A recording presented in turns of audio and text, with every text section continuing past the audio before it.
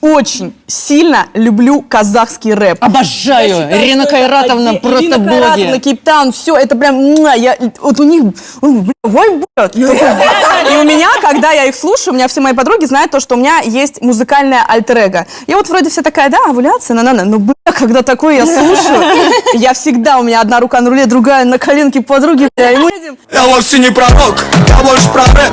Я о том, как зарабатывать себе на хлеб. У кого-то разум есть, у кого-то нет.